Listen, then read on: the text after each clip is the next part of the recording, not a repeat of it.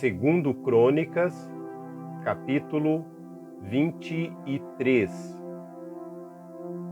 No 7º ano, Joiada encorajou-se e fez um acordo com os líderes dos batalhões de Sem: Azarias, filho de Jeroão, Ismael, filho de Joanã, Azarias, filho de Obed, Maacéias, filho de Adaías, e Elisafate, filho de Zicre. Eles percorreram todo o Judá e reuniram de todas as cidades os levitas e os chefes das famílias israelitas.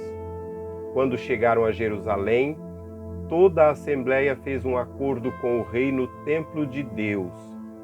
Joiada lhes disse: reinará o filho do rei, conforme o Senhor prometeu acerca dos descendentes de Davi.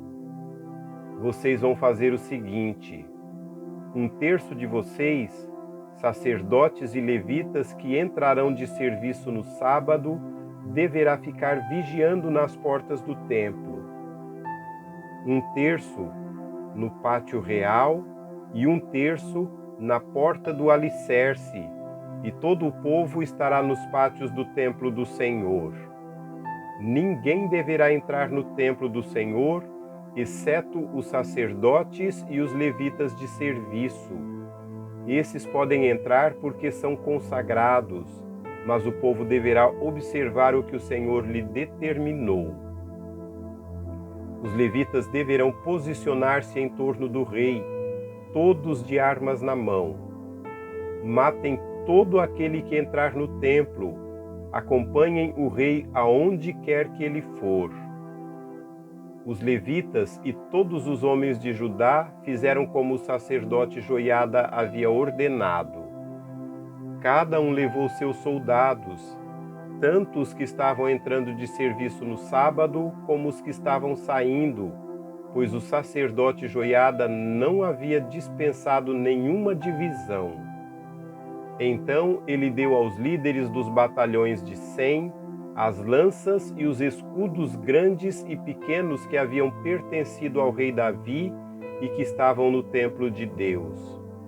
Posicionou todos os homens, todos de arma na mão, em volta do rei, perto do altar e do templo, desde o lado sul até o lado norte do templo.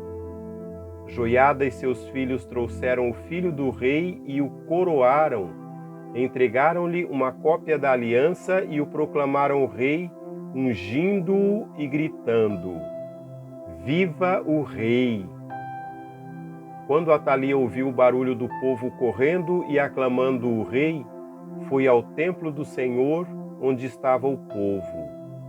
Lá ela viu o rei à entrada, de pé junto à coluna.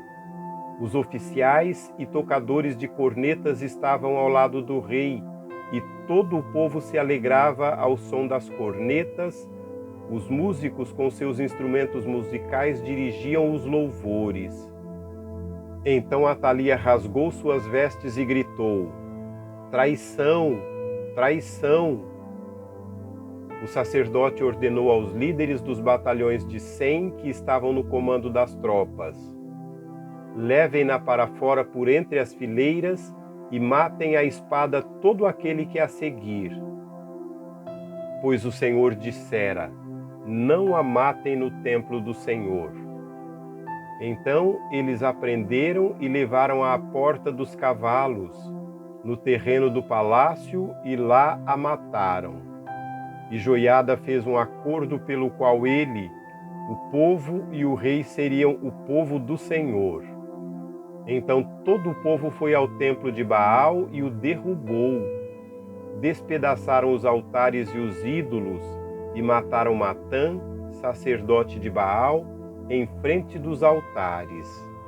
E Joiada confiou a supervisão do templo do Senhor aos sacerdotes levitas, aos quais Davi tinha atribuído tarefas no templo para apresentarem os holocaustos ao Senhor, conforme está escrito na lei de Moisés, com júbilos e cânticos, segundo as instruções de Davi. Também pôs guardas nas portas do templo do Senhor, para que não entrasse ninguém que de alguma forma estivesse impuro. Levou consigo os líderes dos batalhões de 100, os nobres, os governadores do todo o povo e, juntos, conduziram o rei do templo do Senhor ao palácio, passando pela porta superior, e instalaram o rei no trono. E todo o povo se alegrou. A cidade acalmou-se depois que Atalia foi morta à espada.